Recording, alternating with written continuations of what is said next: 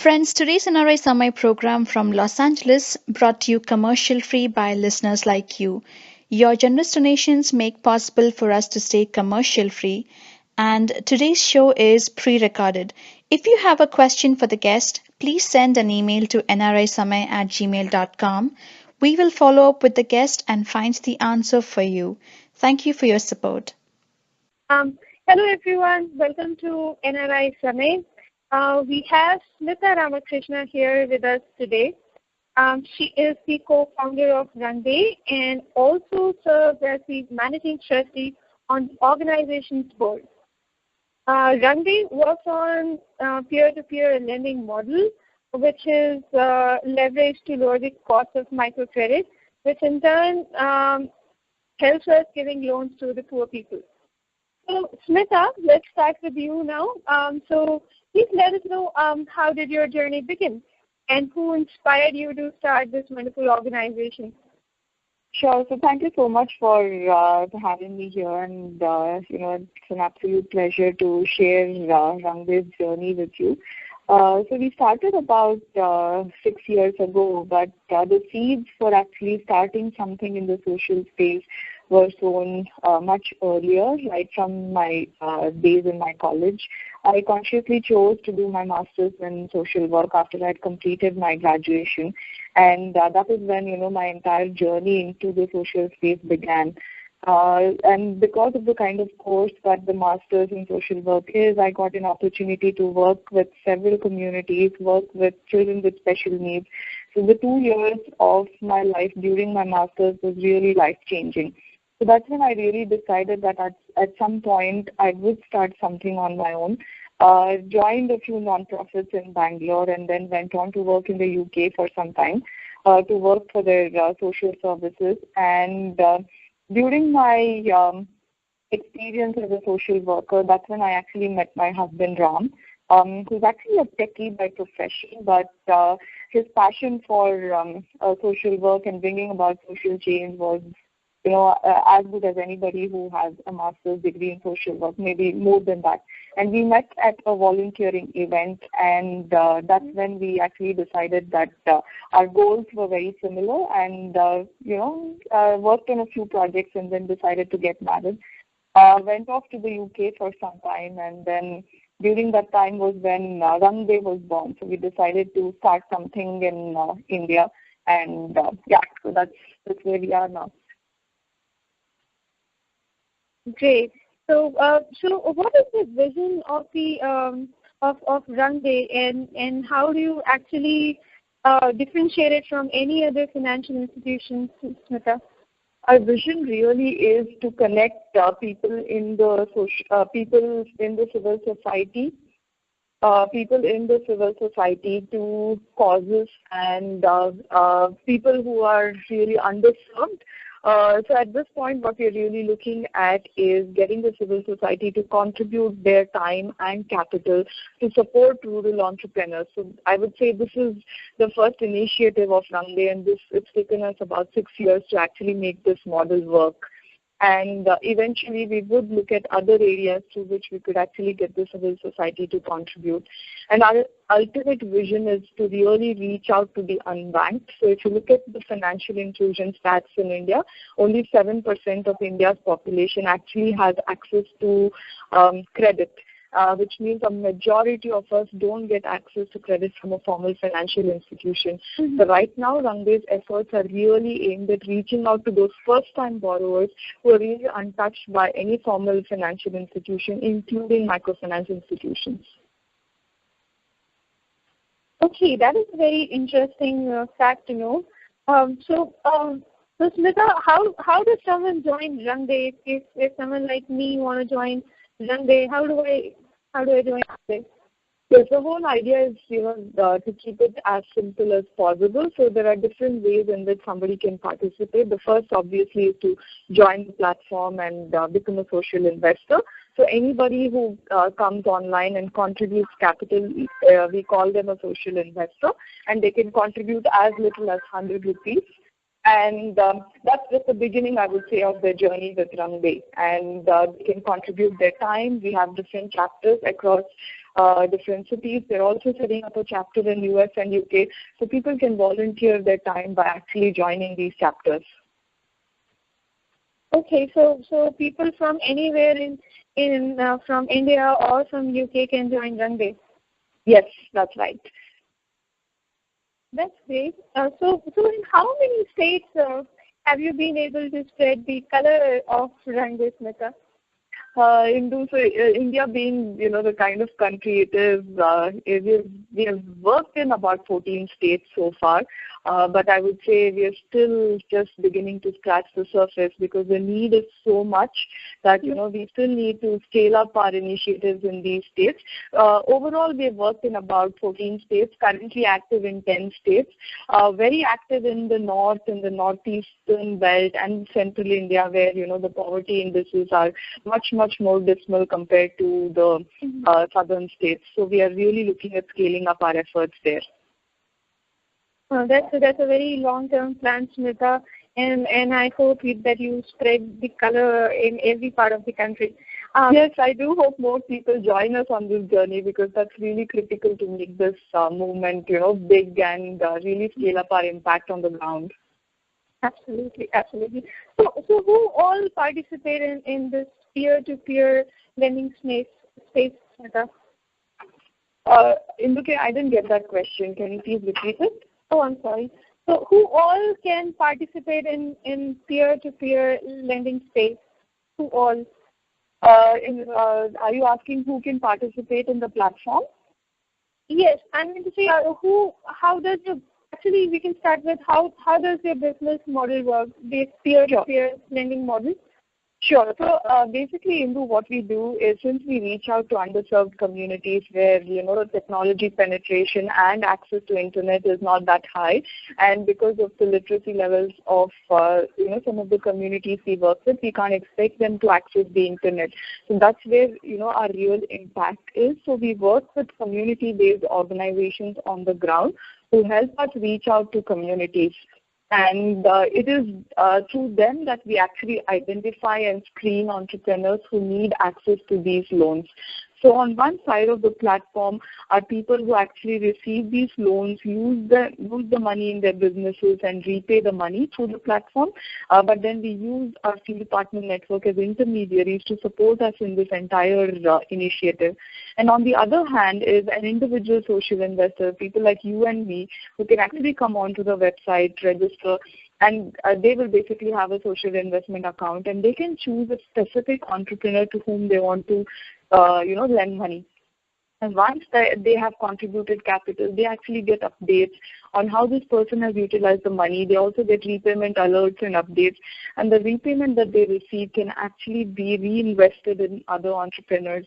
So the 100 rupees that somebody contributes actually, helps them also multiply the impact because as and when the repayments come back, it can be reinvested in other people. Okay, so I understand from this conversation is that this is how Rangde maintains transparency, and me as a social investor will always get updates on how my money is being used and when will I get this back. Yes, Indu. So the whole idea of, the way the Rangde's technology platform has been built is to ensure that there's transparency at every step. There's so much advancement in technology. We've always talked about technology making things easier, making things faster, but we've come across very few examples in India where technology has been leveraged for social good, where, technology is doing something really good to help an underserved community. So I think we really wanted to, see how technology can actually play a role, one in bringing about this transparency. If you look at, the civil society in India, a lot of us actually want to give, but we are not confident of the platforms or the organizations through which we are giving because of this entire thing that, non-profits are not transparent and are not accountable. So we really wanted to break this conception that people have and say that, if you contribute capital on Rangde, be it even 100 rupees, you get complete transparency of who this money is going to, what has happened with the money, and to such an extent that we even share failure stories. So if you look at our impact stories on the website, it's not just success stories. We also share stories where things have not gone that well, because this is life, right? If you can expect things to go wrong in our lives, the same thing can happen in the communities that we work with. So our job as being, a facilitator of this entire connection between the social investor and the borrower, we believe is to bring about this transparency and share as much information as possible with the lenders as well as with the borrowers. Friends, NRI Samay is a non-profit independent alternate media from Los Angeles, USA, which brings positive stories from grassroots activists from all corners of India and across the world. NRI Samay does not rely on corporate funding and our shows are commercial free. We only rely on your donations. Corporate funded media is driven by the TRP rating and profits are blurring the distinction between news and entertainment. Why do our news channels talk so much about cricket, movies, accidents, popular figures' personal lives, babies of heroines, gossips, etc., while they should be covering the struggles of people, inequality in our society, rural issues, and border security issues? Why did our media raise some corruption crusaders to the sky on one day and shut them off completely when graft charges were raised on those corporate sponsors? Media relies so much on the corporate funding and government blessings that they cannot report independently. NRI Samay is different. We don't accept funds from any corporations and hence our shows are commercial free. We completely rely on donations from you. Please consider donating to NRI Samay and please go to nrisamay.com and donate generously. This is the only way together that we can continue NRI Samay.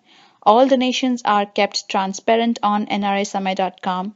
And if you have any questions, please write to nrisamay@gmail.com. Well, this is interesting.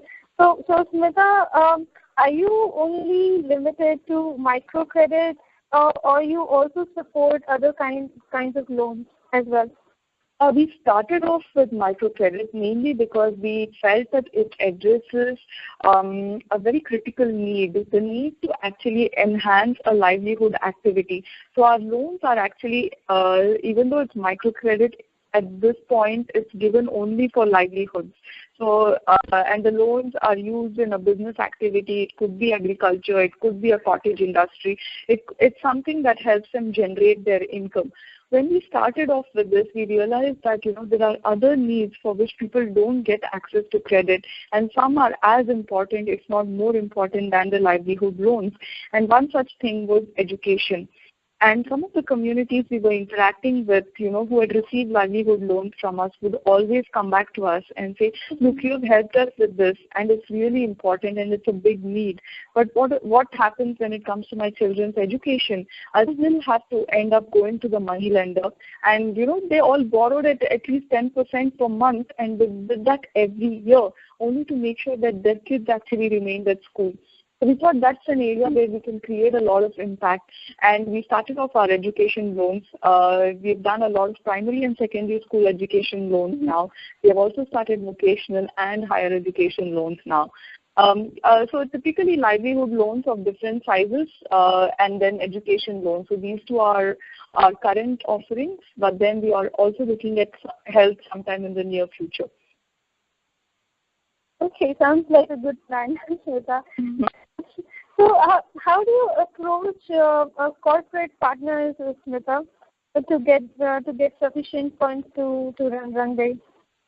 To be honest, Indu, at this point, close to 90 to 92% of our funding actually comes from individuals. We've disbursed close to 24 crores so far in the last 6 years, and about 92% of the capital has actually been contributed by individuals, and only the remaining has actually come from corporates. So a lot of corporates that we work with have been mostly through word of mouth and referrals from our own social investors. So people who have contributed capital and, who've been supporting Runway for a long time have also connected us to their own corporates. And what do we actually give to the corporates? The whole USP of our partnership with the corporate is the fact that they get complete transparency for the money that they have actually contributed. And just like an individual social investor has an online account and can choose the kind of communities and individuals they want to support, corporates can do the same. So they can either choose livelihoods or education or choose a specific geography or a community that they want to support. And the money keeps getting recycled. So they give us a one-time grant, but then the repayments come back and it is reinvested in more people. So, there's more return on investment for them, if I can use the terminology in the social sense. Okay. So, Smita, would Rangde be joining hands with other organizations in future? Yes, absolutely. So we're looking at very interesting partnerships, both on the field as well as, corporates. So like I said, until now, it's been a very small number of corporates that we have reached out to, but we're really looking at strengthening this initiative and reaching out to a lot more organizations. On the field level also, we have a lot of interesting partnerships that have been lined up. We're looking at loans for people with disabilities. We're also looking at ramping up our education loans initiative. So quite a few partnerships lined up on both fronts. Okay, sounds good. So, Smita, on your website, I found there's something very, very interesting that Rangde has a few campaigns running and at different times. So there was one campaign that I found really interesting, which was World Cup Fever campaign. What was that all about? And I think you have also won South Asian International Fundraising Group Award as well for that campaign. Yes, actually the campaign has won quite a few awards. So the credit goes to one of our volunteers from Hyderabad. So like I said, we have organized groups called chapters in different cities, and we work very closely with them to, initiate campaigns. And it's also very important that we catch the imagination of people, right? So in a country like India, to get people to come online and contribute to a cause it's not such a common thing, right? So there is some amount of entry barrier there to actually convince people to try out Rangde, to check out if this is a platform that they would like to get associated with. So we have tried different campaigns to make it as interesting and exciting as possible. And what better way than cricket, right? Cricket and Bollywood really works in India. And during the World Cup, the last World Cup, what we did was we came up with this campaign called the World Cup Fever. Essentially, what we encourage people to do is make a pledge. And the pledge could be for a specific match, for a specific player, or for the entire tournament. For example, somebody's pledge could have been that for every boundary that Sachin hits, I will invest 1,000 rupees on Rangde. Right? And it could go as wacky as possible. So somebody was like, every wicket that Zahir Khan takes, I will invest 10,000 rupees on Rangde. For some, it was, if India wins this match, this is what is going to happen. So there were player-specific pledges, there were match-specific pledges, and it went completely viral. So it was a zero-cost marketing campaign. We didn't spend any money on the campaign. It was run only on Facebook and Twitter, and it went really, really viral. So I should also thank the Indian cricket team because we really won the World Cup that time. So the quarterfinals was India versus Pakistan, and it just couldn't get better than that, So it was like we were constantly on Twitter, and people were retweeting our tweets, and we had pledges saying +1 to that. There was somebody who contributed 100,000 rupees on Twitter, and someone else said, I would like to top that up with my own. So it was a complete frenzy, So I just think that contributing to a cause or to a non-profit should also be very exciting. So it always challenges our imagination, our own creativity. So we're always thinking on how we can recreate the World Cup fever magic. I think that is a very innovative way to actually help people socially, and that is really, really interesting, Smita. I think if you have such campaigns running, I think you would get a lot of profits from people. Yes, absolutely. Friends, NRI Samay is a non-profit independent alternate media from Los Angeles, USA, which brings positive stories from grassroots activists from all corners of India and across the world. If you have any interesting episode you would like NRI Samay to cover, we will be happy to do so. NRI Samay would also like to encourage amateur journalists who have a flair for highlighting current events. You can be part of our citizen journalist team. You could cover an important event, interview victims of an atrocity, or document an inspirational story. The idea is to have a mix of experience throughout all parts of the world, preferably supported by an audio or a video clip of your story to be aired, which will be the curtain raiser. You can also submit your opinion articles on important topics to NRSMA. We will be happy to put it on nrsma.com in the opinion section. All your work will be credited only to you. And if you're interested, please send an email to nrsma@gmail.com. So Smita, I mean, from all the from the entire conversation that we have so far, I'm yet to understand that how were you able to still work as a non-profit institution, but not a profit institution? I think one thing we were very clear right from the beginning, Indu, that Rangde has to be structured as a non-profit for two reasons actually. One, we think that the kind of work we are doing is we're in the domain of public service, so we're trying to do good. And we're trying to reach out to underserved communities. A lot of these communities exist in areas where the markets have really failed to deliver. Right? So if they were living in an economy or in a community where traditional market access exists, where formal financial institutions, if you look at financial inclusion, for example, if these were economies where they had access to credit, then it made sense for Rangde to be a for-profit and work in competition with these institutions. So we're working in communities where none of these market forces exist. The markets have really failed to deliver. So in such conditions, it is very difficult to, expect to make money out of the poor. It really did not make sense. So we said that this is a public service. We're doing it for the good for the underserved communities. And then on the other hand, I have people contributing capital on Runway, and they're hardly getting any financial returns, right? If they want financial returns, they'll go and invest their money in mutual funds. They won't do that on Runway. So if they are foregoing their financial returns, contributing money through Runway to support communities, there's no point in Rangde becoming a profitable institution and making money out of the poor, right? So that was the whole logic behind structuring Rangde the way it is. I would also like to point out that we are not against sustainability. We want Rangde to be the most sustainable organization, but at the same time, we do not want to make profits out of the poor and give returns to investors. We are here to actually solve a problem, and we would like to do that in a sustainable and scalable manner. I must appreciate you, Smita, on this. You have a very, very clear vision for Rangde, and I'm sure that Rangde will sustain for a very long time.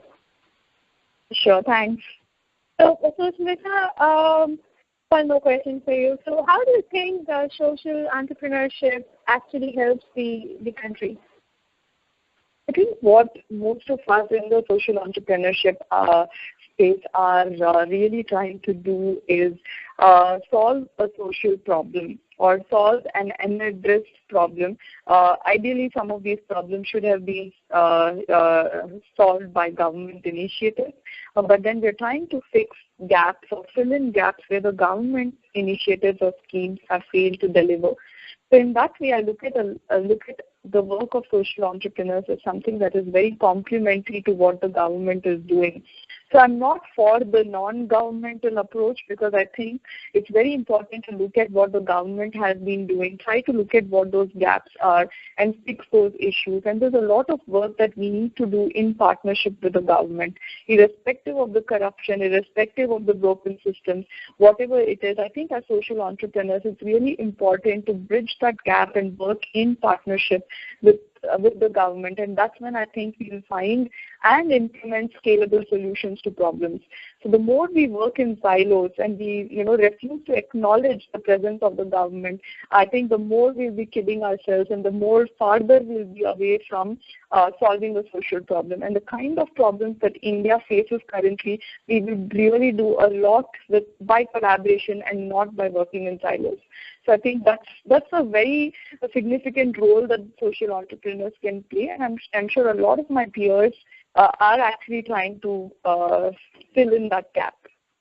Okay, so it's pretty simple to join Runway since we have an online presence and the social investments can actually be done online. So any individual can join us on www.rangte.org. That's runway.org. Register with just an email ID and a password, and then you can explore different opportunities to support. So there are entrepreneurs in rural areas who you could support. Start with 100 rupees, and if you think that this is a model that works and you really believe in it, I would encourage you to participate more. I completely agree with you on that, Smita. And actually, I should thank you for sharing this wonderful story with us about Runway and your journey. We wish you all the best for Runway.